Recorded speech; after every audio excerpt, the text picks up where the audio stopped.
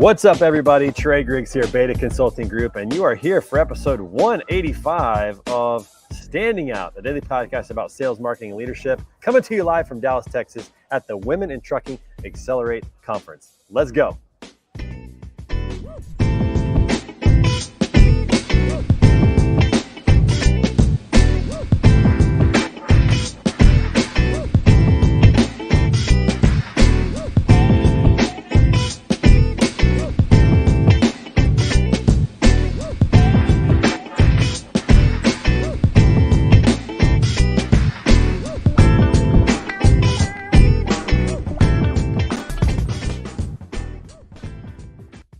What's up, everybody? Good morning, and thanks for joining us today. So happy that you're with us. We're having a great show here in Dallas, Texas. If you're in transportation logistics, this is definitely one to go to. If you're not, welcome for joining us anyways. We got a great show today. We're going to talk about branding and building trust. I can't wait to do that, to get to our guests today. And listen, we've had a great show every day this week. It's been just an exciting week so far. On Monday, in case you missed that, we had a Women in Trucking special. We had 5 ladies on the show that were just awesome, just knocked it out of the park. So make sure you go back and check that one out on demand on our YouTube page. Yesterday, great conversation with Jordan Graft in the Highway headquarters here in Dallas. Great conversation with him. Tomorrow, my good friend Jason Rabian of Max Freight Lines and Lobo Industries is going to be on. And Friday, Aaron Shalecki of the National Guard is going to be on. So super excited about that. Can't wait to have him on the show on Friday. And today's guest is somebody I met recently from the Kansas City area who has a great story to tell and is doing great work around building trust around brands, which you know is my favorite thing to talk about. So can't wait to bring him on here in just a little bit. Before we do that, though, a couple of things. First of all, make sure you check out task.com. If you are in freight at all, if you're behind the wheel of a truck, if you're a freight broker, you can work with these guys. They're the good guys in freight factoring, keeping owner-operators and drivers on the road with cash flow resources, discounts on fuel, tires, and so many other things. Check them out at task.com. Let them know that Trey sent you and get started with them today. Also, while you're out surfing the web, our storefront, our website is about to change here in about 3 weeks. I'm so excited about that. But in the meantime, you ought to go check out what we're doing right now, how we're helping companies to move out of the realm of obscurity to becoming a well-known and trusted brand in the transportation logistics space primarily. Check us out at betaconsultinggroup.com. Fill out a form. We'd love to hear your story and work with you to help you tell your story and truly message and market in a way that will build trust and help grow revenue. Also, while you're there, pick up some swag. We got some good items on the swag store, some great water bottles, coffee mugs, all kinds of great things. Listen, we're all about building a community here of people that are pursuing excellence, and we want you to be a part of that. So pick up a shirt, pick up a water bottle, whatever it is. Use the coupon code THANKFUL because it is Thanksgiving season. Get 20% off your entire order, and when you get your merch, make sure you take a picture and send it to us. We'd love to highlight you. And again, every time you look at that, just make sure you're pursuing excellence and everything you got every day. We appreciate the support and what you guys are doing with that. All right, so we're going to bring on our guest today. This guy has been doing some great work around branding, but he's also in ministry, which I love. I'm a former youth pastor as well. Ministry is a big part of my life and this guy's life as well. And so we got a lot of fun things to talk about today. And if you are all about building your brand and building trust, then today's show is for you. So without further ado, let me welcome to the show my good friend, Cory Scheer. Trey. Cory, what's up, man? How are you? Hey, thanks so much for having me on the podcast today. Yeah, great to have you with us today. You're kind of pulling double duty right now. You're still in ministry doing pastoral work, but also working to build trust-centric consulting, which is all about building brands. So before we jump into that, give everybody a quick 30-second rundown of who you are and what you're focused on. And Jesse, thanks for watching the show, man. Appreciate that. All right, go ahead, Cory.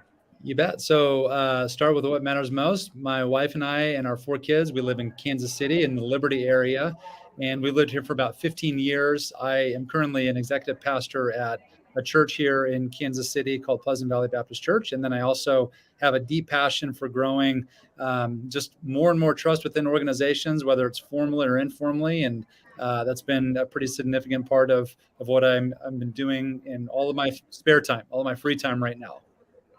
Yeah, and you're 6'5", I found out today. So I thought we were going to be friends, but I'm not sure we can be friends now because I'm 5'8", former basketball player. I wish I had that kind of height, man. I'm so jealous. We'll just be on the same basketball team. How's that sound? And you can play That's defense. right, yeah. And stand under the basket. Well, I played with some guys your height in college, and my job was just to get them the ball and go back and play defense. So I know my role, but I wish I had a little bit of that height myself, that's for sure. All right, so this may seem like a really straightforward question, but why is trust so important when building a brand? Talk about that. Yeah. The reason why it's so important is because it is the key driver of every key performance indicator. So if you think about any key performance indicator that a business is wanting to accomplish or improve, if you don't have a level of trust in the middle of all of that, ultimately what's going to happen is you're not going to succeed, or you're not going to succeed as much as you could have. And so this is not just because it's something that I believe in anecdotally. There's been a significant amount of research that has been done as it relates to, if you don't build trust, your value proposition will drop. And if your value proposition drops, obviously your loyalty of customers is going to drop as well. And so what I do is I come alongside organizations and I help them understand, if we're all about wanting to build trust, well, you can't build trust unless you understand the blueprint for a building.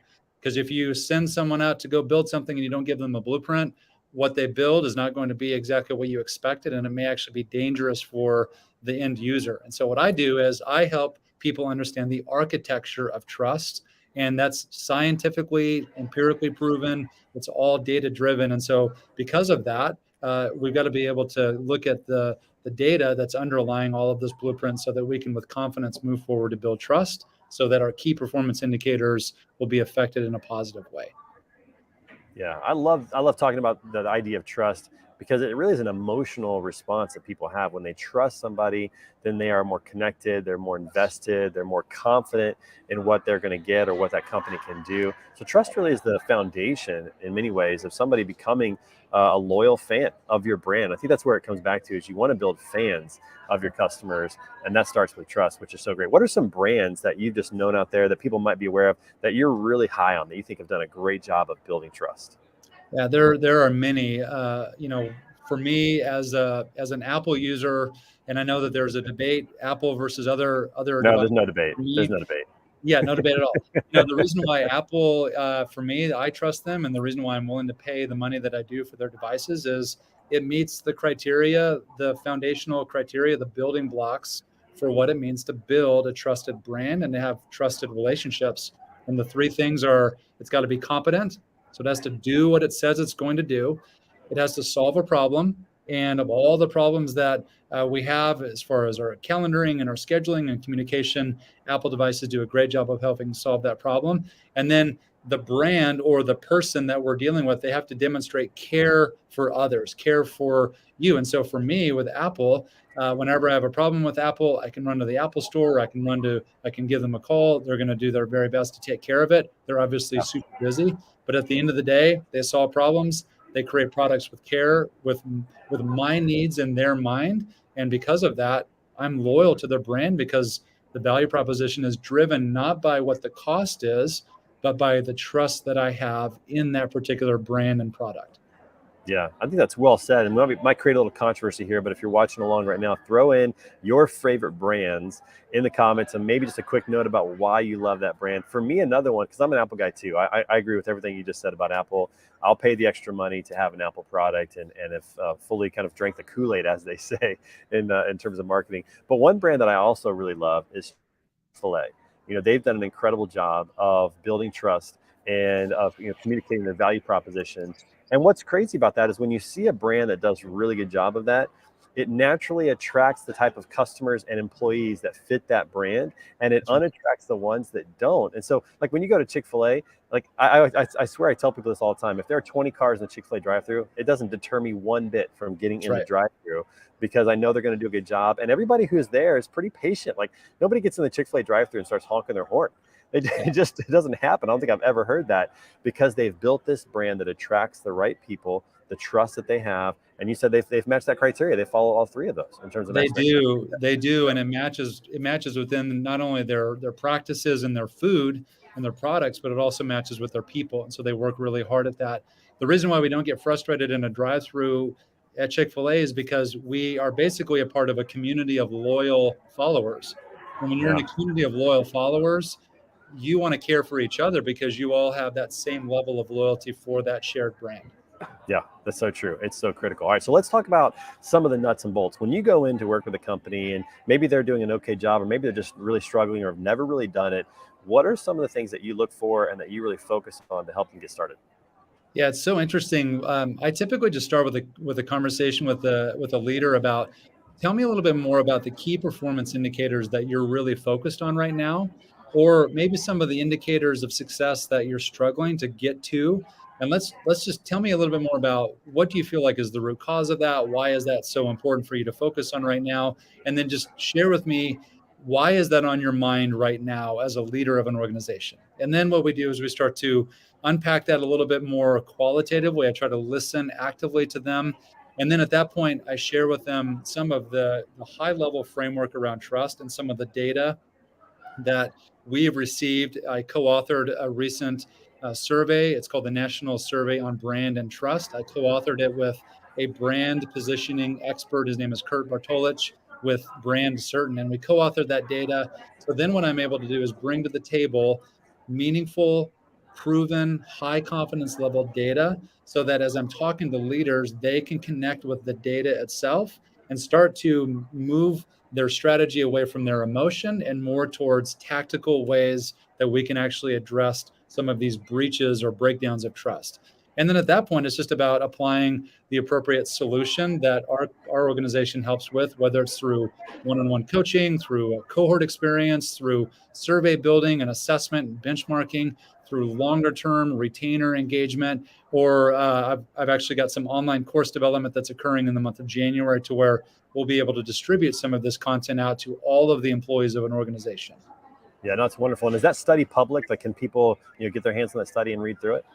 We have a summary of the key takeaways that I'm absolutely willing to share with anyone. They can bump me via, a message or email or phone number. And then what typically we'll do is if an organization wants us to come in and share the full deck, it's about 99 slides worth of data findings. So we may only compress that just to a few, but we'll come in and we'll do that at no charge. We'll talk through the data itself and then see if there's an opportunity for us to be able to help them. Yeah, that's wonderful. Now I'm a golfer, and of course Nathan in the comments says that Titleist is that's the brand that he follows. That's a brand that from a golf perspective has been a long-lasting brand, high quality products, and clearly I think most people would say, maybe not Tiger Woods because he's a Bridgestone guy, but most golfers out there say that Titleist makes the best golf balls out there. Their golf clubs are well known to be pretty established, and they've built a really solid brand as well. Are you a golfer by chance? You got a favorite brand in golf? Titleist, I actually played golf in college like you for a couple of years. And Titleist, we used to be like, wow, $3.50 for a Balata. Now I don't even know what a sleeve of Balatas cost. It's just, or a Pro V1s or whatever. They don't even make Balatas anymore. Yeah, Pro V1s. That's the ball they make now. But I think a dozen is right around 50 or $60, something like that. So I mean, you're looking at what is that, $6 a ball, something like that. And for me, at this point in my golf career, that is very expensive. So, that's a great example. Titleist is an awesome example of a trusted brand where they do what they say they're going to do. They solve problems because the ball actually feels different than most every other ball. And then the other thing is they care for others as it relates to the clarity of the brand, the community that they built, and you associate yourself with that particular brand because you know that it's going to deliver on what it's promised because it's trusted. And because of that, no matter how expensive that product is, because of your high level of trust, you see enough value to pay for it, and then you become a loyal fan. Yeah, I agree with that, and I'm a big fan of Titleist, but there is a decision to be made now about purchasing them outright or just finding them in the woods. It's a much better economical decision right now for me to find them in the woods when I'm looking for my ball that I hit in the woods, as opposed to buying them off the shelf. But always excited. When you find a golf ball, you're always looking for the Pro V1s. Like if you find a Pro V1, you feel like you struck gold. If you find something else, you're like, maybe, I don't know, TaylorMade, not bad. Maybe, I don't know what kind of ball, but when you find a Titleist Pro V1, it's something. And we do that, Trey, we do that all the time with brands, don't we? With organizations where there is that kind of, and so this is where I heard a great quotation that said, you don't realize how much you need trust. It's like air. You don't realize how much you need it until it's gone. And if the oxygen has left the room, you realize how vital trust is. Trust is challenging because it's kind of hard to grasp. It can be a little bit mysterious at times. You feel more of the residue of trust or distrust. And so this is where what the research and the data allows us to do is really get tactical on the specific ways that a team and an organization and a leader can build trust strategically, as opposed to always feeling like trust is an outcome of behavior that has occurred before that. So we're flipping the model where trust actually becomes causal for change as opposed to the effect of something that has occurred before it. That's really interesting. And I like the fact that you talk about, a lot of times trust can be more of a perception or a perceived feeling that people have, but you like to look at it more from a data perspective. Talk about how you look at data and build trust or maybe measure trust of a brand based on KPIs and the data that you guys look at.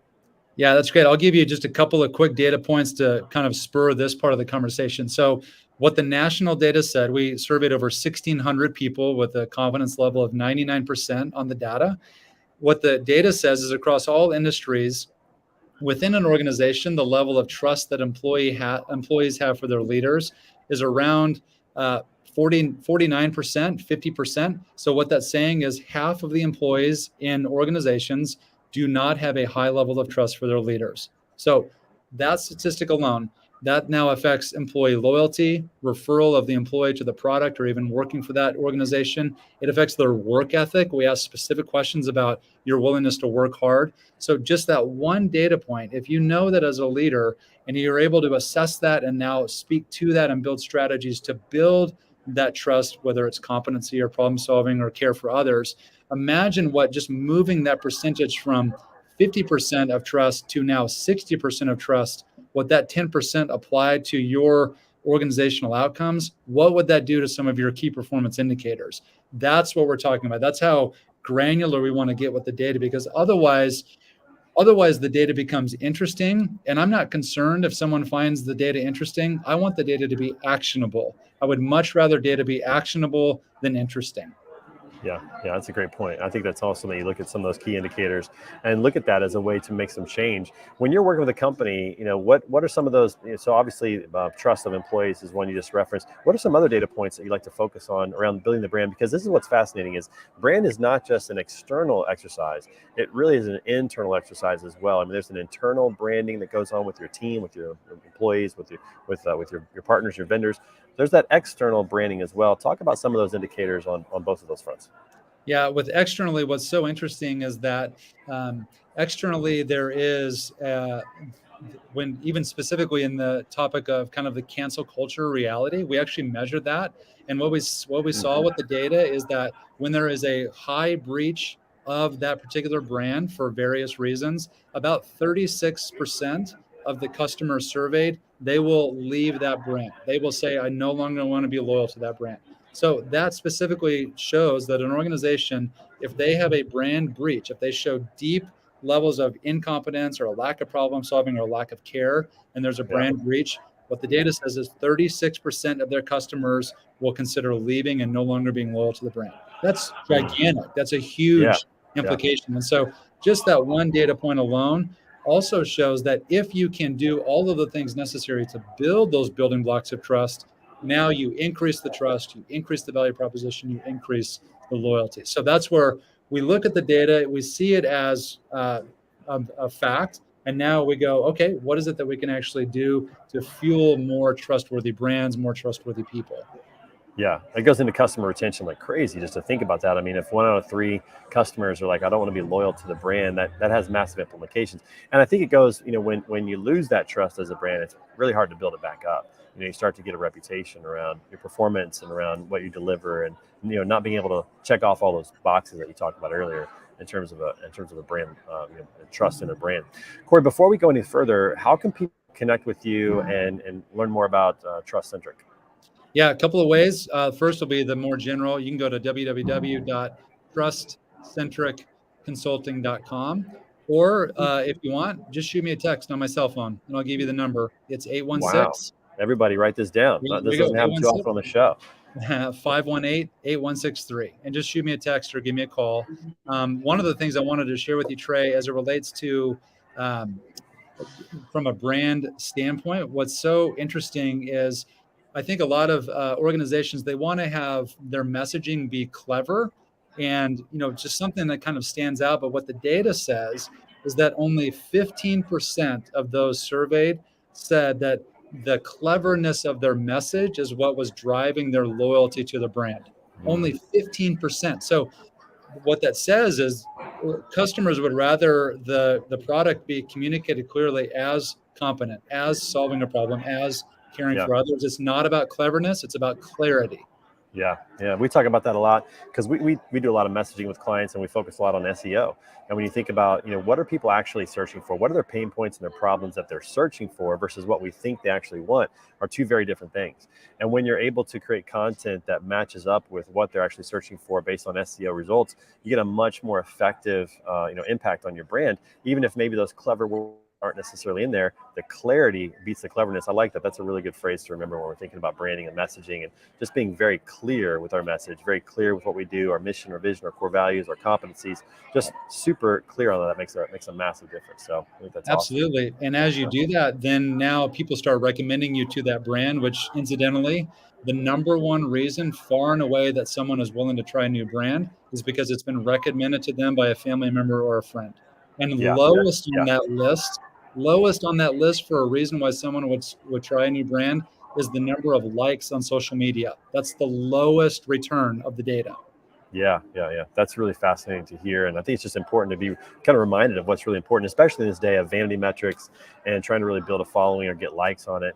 A lot of times that doesn't matter. In fact, I'll say this, some of the brands in art and transportation logistics that are doing the best aren't even messaging on social media. They're not even really communicating because they have so much trust. They're getting referrals left and right. And that's been building their business in a much faster and much more efficient and economic way. So I think there's a lot of truth to what you're saying today, which is really, really valuable. All right. So Cory, we got to pause for a second. Every day we always have a little fun on the show. We celebrate the national day, whatever it might be. Do you know what today's national day is? We had Veterans Day Friday. Do you know what today's national day is? Well, I saw from an earlier post, isn't it National Fast Food Day? And isn't that why we're talking about Chick-fil-A?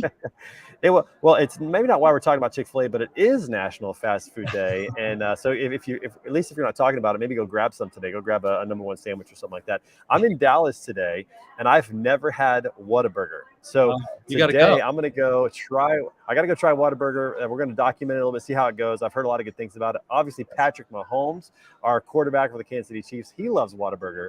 So of course I got to go try it out today. So it is National Fast Food today. What is your favorite fast food restaurant? Is it Chick-fil-A or what is it? Something else? I'm going to have to go Chick-fil-A. And there is a debate in my family between two chicken establishments. And for me, it's Chick-fil-A. What's the other one? What are they going with? My boys are big fans of Cane's chicken. And for whatever reason, the chicken strips are pretty good. Just like the flavor of Chick-fil-A a little bit better. And I love their waffle fries. But that's just, why I'm loyal to them. I'm more loyal to Chick-fil-A, but I can understand your boy's position. The Texas toast is really good.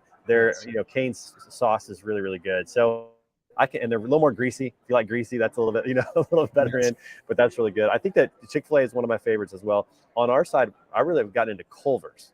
Culver's has some pretty good food as well, but the waffle fries are hard to beat. So Culver's has a great chicken sandwich. They really do, actually. Yeah. Did you know that fast food is categorized as anything that you can have like a meal within a short amount of time, breakfast, lunch, or dinner, which means that Starbucks is technically considered a fast food restaurant. I don't agree with that. Some people think it is. I don't think it's a fast food restaurant. It's a coffee shop that serves a little bit of food. That's my take on that. So hot take. Don't at me, everybody, but I don't think that Starbucks is a fast food restaurant. I'm going to go with that.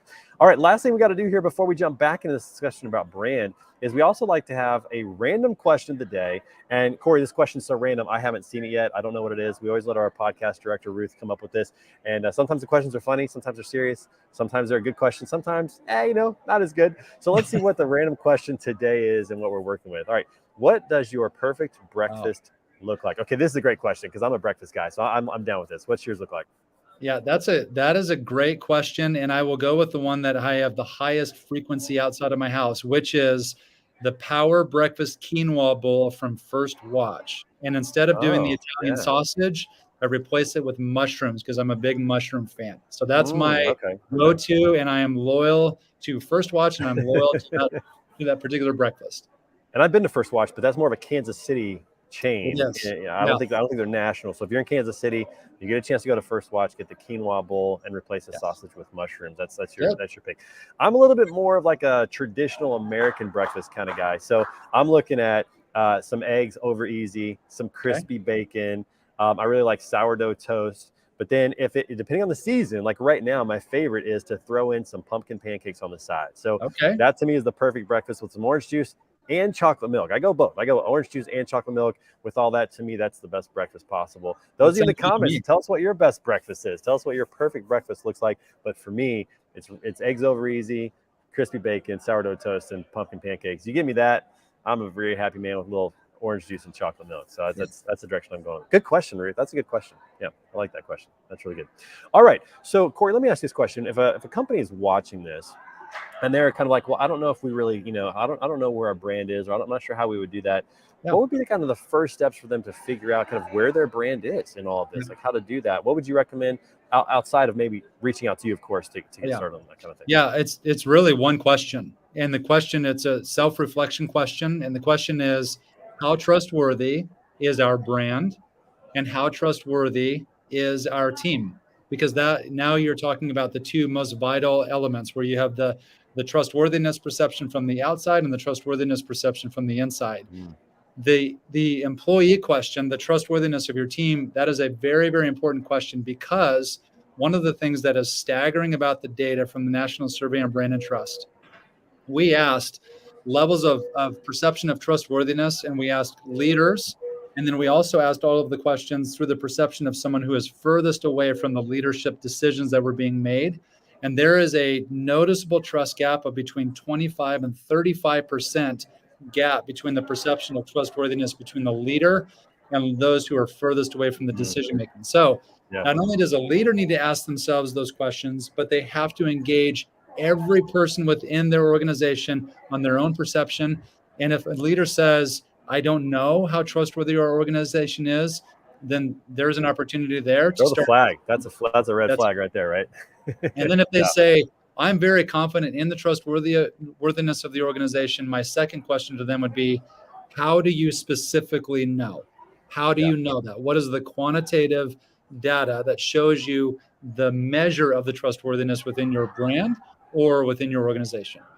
Yeah, that's a great way to start. What do you recommend from the standpoint of how do you ask your team to understand if they're trustworthy, or how do you ask your customers or prospects to understand that externally? What do you advise on that? That's where you have to break down the notion of trust into those three proven building blocks of trust: competency, problem solving, care for others. So begin with one of those realms or one of those building blocks. And also, as opposed to going straight to the personnel side of things, start with policies and practices. That's much more disarming. There's an opportunity to have a conversation of like, hey, of all of the practices that we do within our organization, what's the one that is most trustworthy? And then begin the conversation. And why is it trustworthy? Is it because it's really competent? What's the problem that it solves? Or is it because it shows a deep care for others? That's where you start to deconstruct this whole kind of squishy realm that we often think about trust as. But actually what trust, it's very, very clear. We just have to understand the framework. All right, so let's end the show with this. Let's talk about a brand that we both love and also matches all of those, which is our Kansas City Chiefs.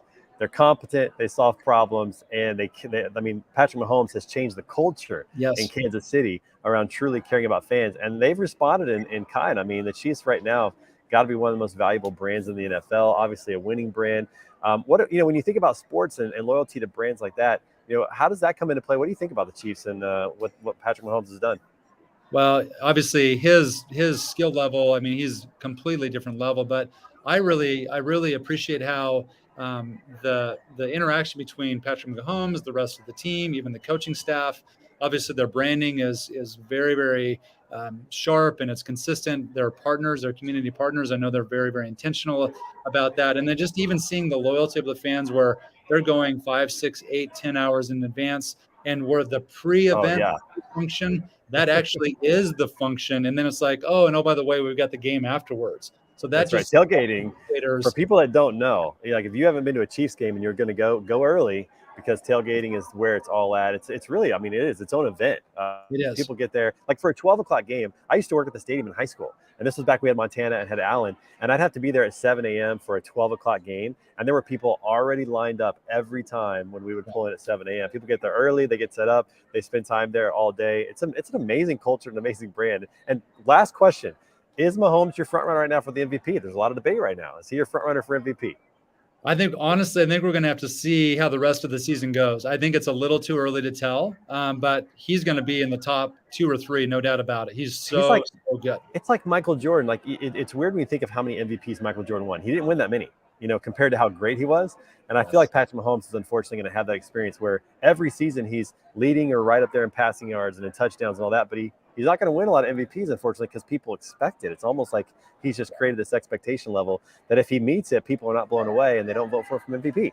But he's leading in yards, he's leading in touchdowns. It's like it's crazy. He's got the one of the best records in the league behind the Eagles. I mean, I think he's front running for MVP, but I'm a little biased. Okay, I'll admit that. Yeah. That's how we'll do that. That's how it goes. All right. That's for sure. It wouldn't surprise me. That's right. That's right. Well, Cory, thanks so much for being on the show today. This was a blast. Thank you. Absolutely loved having you on and getting to talk about what you're doing at Trust Centric and your ministry at Pleasant Valley Baptist Church and all of that. So we hope you'll come back and see us again soon. I'd love to talk more about brand with you, of course. So I hope you'll come back and see us again. Absolutely. Thank you all so much. Absolutely. And everybody who is watching today, thanks for being in the comments. We appreciate you being there. Make sure you come back tomorrow. Like your friend Jason Rabian did something amazing recently to really stand out and to build his brand. So we're going to talk about that tomorrow as well as what he's doing for veterans. Come back tomorrow. We'll be back on our normal time at 10:30 a.m. time for Standing Out, a daily podcast about sales, marketing, and leadership. We'll see you guys soon. Cory, thanks so much, man. We'll see you soon, bud. Thank you.